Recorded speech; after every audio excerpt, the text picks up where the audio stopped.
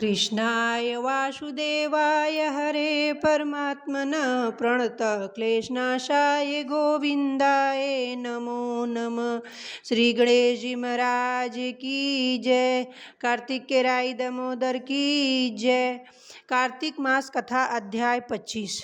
शुक्राचार्य जी कहने लगे कि हे राजा बलि, विष्णु तुम्हारा राज्य लेने के लिए अदिति के गर्भ से जन्म लेकर वही तुम्हारे यज्ञ में आए हैं, सो तुम इनको कुछ भी मत देना। हे राजन, मेरा कहना है, मानव नीति शास्त्र का कहना है कि अपनी बुद्धि से गुरु की बुद्धि अधिक लाभदायक होती है। तब बलि कहने लगा कि गुरुजी, आप मुझे अधर्म की शिक्षा क्यों देते हैं? घर पर आए हुए याचक को दान न देना राजा के अत्यंत अधर्म की बात मानी जाती है, और यदि विष्णु स्वयं भगवान ही याचक बनकर आए हैं तो इसके बराबर मेरे लिए सौभाग्य की और क्या बात हो सकती है।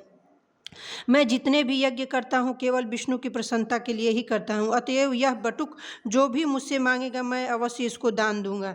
इतने में वो वामन भगवान राजा बलि के यज्ञ मंडप में आ गए। तब बाली ने अर्घादि देकर उनका यथोचित आदर सत्कार किया, फिर हाथ जोड़कर खड़ा हो गया और कहने लगा कि हे नाथ, मैं कृतार्थ हो गया हूँ जो आज आपने यहाँ आकर दर्शन दिए।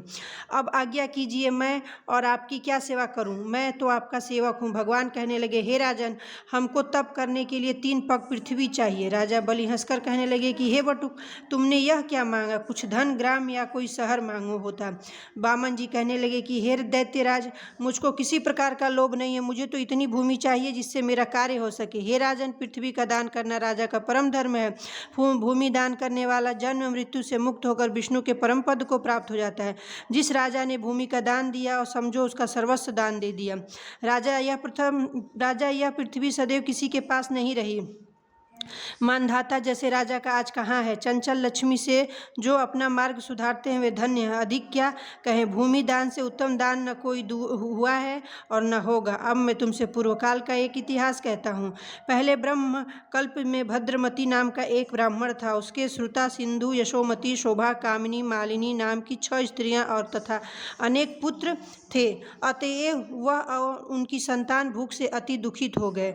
इस दरिद्रता के कारण वह स्वयं को धिक्कारने लगा। फिर वह अपने कुटुंब सहित कौशाम्बी नाम की नगरी में चला गया।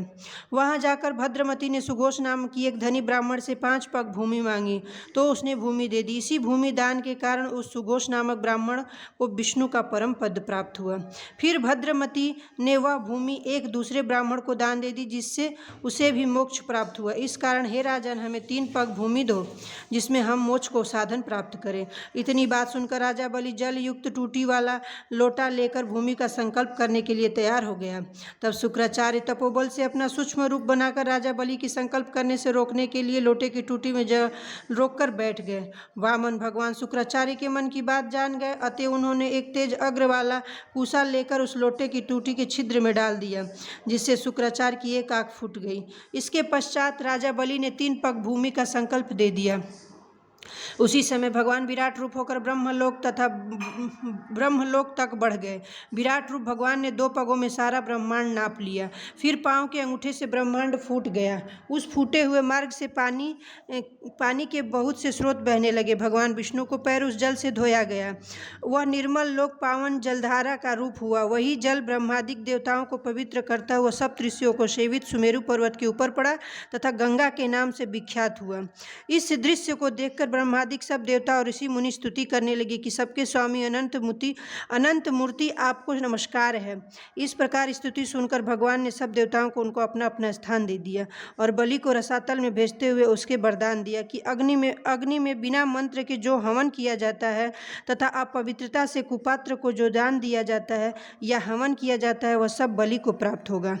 इस प्रकार भगवान ने देवताओं को सुंदर स्वर्ग तथा बलि और अन्य दैत्यों को रसातल दिया। इतना सब कुछ करके विराट रूप भगवान वामन रूप हो गए और तब देवताओं और तथा ऋषियों ने भगवान की स्तुति की। तदंतर वामन जी तप करने चले गए। इस प्रकार ऐसी पावन गंगा की उत्पत्ति भगवान के चरणों से हुई है, जिसके स्नान एवं स्मरण मात्र से जन्म जन्मांतर के पाप नाश हो जाते